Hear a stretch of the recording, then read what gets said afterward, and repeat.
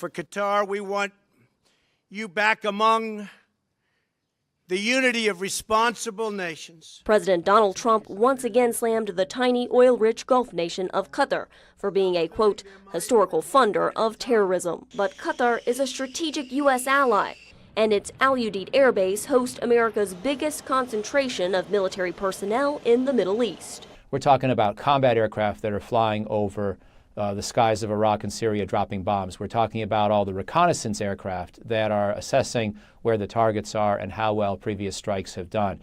We're talking about airborne command and control aircraft that make sure we don't run into Russian or Syrian jets inadvertently and keep an eye, on Iran and others as well. Secretary of State Rex Tillerson urged Qatar to address the terrorist financing concerns and said those blockading Qatar need to stop.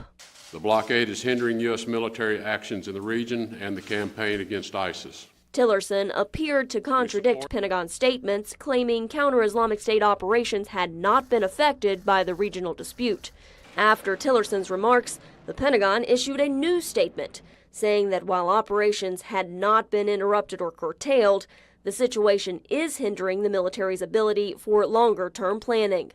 The Pentagon said it has a number of contingency plans should its troops and aircraft need to leave the Gulf nation. We are not where we were in 2003. There are other alternatives now in the theater that were not there 10 years ago or so. But analysts agree that even the best contingency plan would likely disrupt counter-terror operations in the region, since moving that many people and all their equipment could take months.